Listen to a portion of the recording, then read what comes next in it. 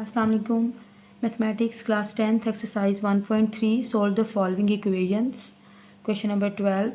यहाँ ये हमारी इक्वेशन है, लेकिन यहाँ हमारा जो वेरिएबल है वो एक्सपोनेंट है, यानी कि वो पावर में लिखा हुआ है, जैसे कि 2 रेज़ टू पावर 2x + 1 और सेकंड टर्म में 2 रेज़ टू पावर x। तो हमारा जो वेरिएबल है वो एक्सपोनेंट है। इसे हम थोड़ी सी सिंप्लीफिकेशन से और उसके बाद सब्स्टिट्यूशन से हम इसको इस हमारी जो इक्वेशन है इसे क्वाड्रेटिक इक्वेशन में हम रिड्यूस करेंगे और फिर इसको सॉल्व किया जाएगा और x की वैल्यू फाइंड करेंगे। तो सबसे पहले हमने यहाँ पे देख लिया कि हमें 2 रेज़ टू पावर x, तो इस चीज़ को आपने सब्स्टिट्यूट करना है। और ये जो फर्स्ट टर्म में भी हमें 2 रेज़ टू पावर x जो है वो हमें चाहिए।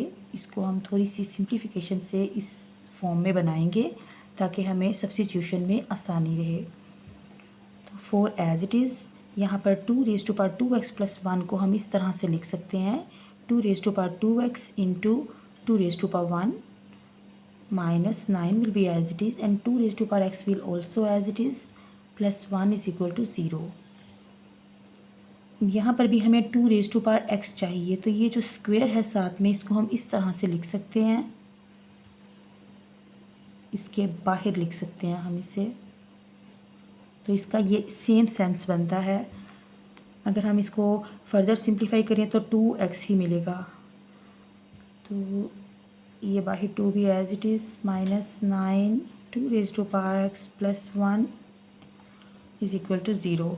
अभी एक मज़ीद हमें एक स्टेप करना होगा, जैसा कि 4 और 2 को आपस में मल्टीप्लाई कर लेते हैं। 2 4 = 8 into 2 raise to power x square minus 9 into 2 raise to power x + 1 = 0। तो हम अब let 2 raise to power x = y, तो इसको हम y लेट कर लेते हैं। अब जहाँ पे हमारी इक्वेशन में 2 रेज़ टू पावर x है, 2 की पावर में x है, वहाँ पे हम y को रिप्लेस कर देंगे। यहाँ जब हम y लिखेंगे तो यहाँ स्क्वायर एज इट इज़ -9, यहाँ पर भी y लिख दिया, +1 = 0। 8y² - 9y + 1 = 0। ये देखिए हमारी क्वाड्रेटिक इक्वेशन बन चुकी है। इसको हम फैक्टराइज करते हैं। 8 1 = 8 एंड 8 + 1 विल गिव यू 9। तो ये देखिए -8y - y और यहाँ 8y कॉमन लिया, y - 1 y - 1।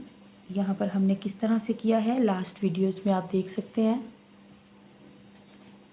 y - 1 कॉमन लिया, 8y - 1 = 0, y - 1 = 0 and 8y - 1 = 0, y = 1 and y = 1/8। y की वैल्यूज़ आ गई हैं, हमें x की वैल्यूज़ फाइंड करनी है। तो हमने जो y को लेट किया था 2 रेज़ टू पावर x, तो हम वापस इसको यहाँ पर लगा देते हैं।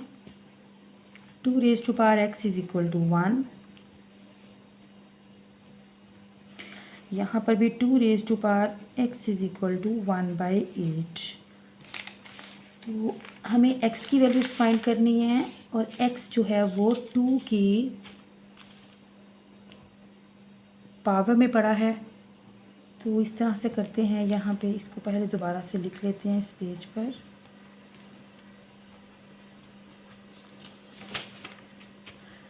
अच्छा, यहाँ पे हमें x की वैल्यू फाइंड करनी है, तो हम ऐसा करते हैं, दरमियान में इक्वलिटी है तो दोनों साइड्स पे हम x की जो बेस है वो सेम कर देंगे। तो इसकी जो बेस होगी, जैसे कि 2 इस वक्त बेस है और जो x है वो एक्सपोनेंट है, तो ऐसा करते हैं दोनों साइड्स पे हम बेस को सेम करते हैं। बेस जो है जब सेम होगी तो उसकी कैंसलेशन हो जाएगी और x इज़ इक्वल टू जो भी दूसरी राइट साइड की बेस पर एक्सपोनेंट होगा, हमारा x जो है वो उसके इक्वल आ जाएगा और वही x की वैल्यू होगी।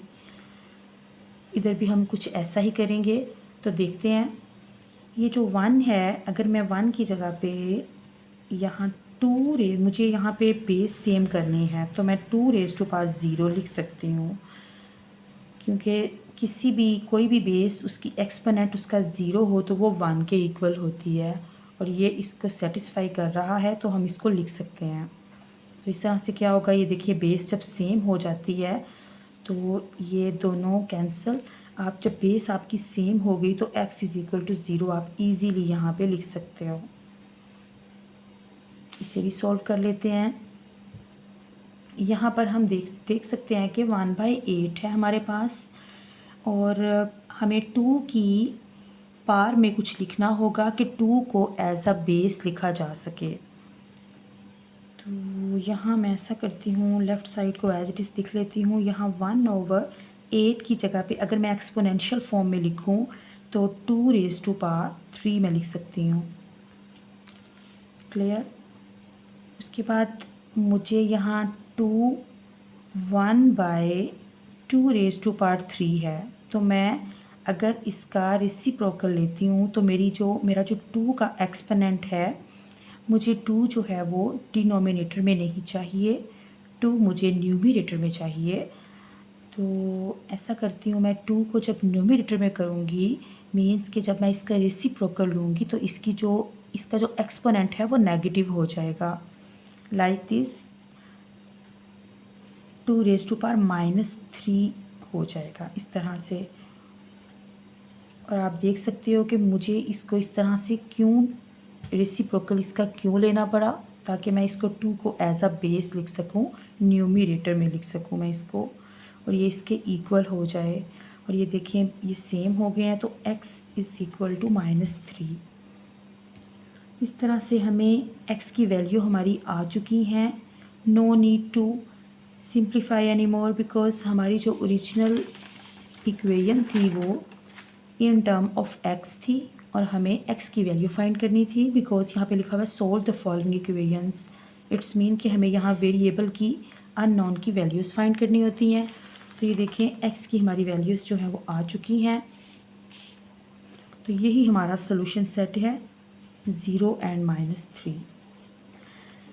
आई होप कि आपको बहुत अच्छे से समझ आ गई होगी। क्वेश्चन नंबर 13 जो है वो भी इन्हीं लाइंस पे है, उसे आप कीजिएगा, प्रैक्टिस कीजिएगा क्वेश्चन नंबर 13 की। अल्लाह हाफिज़।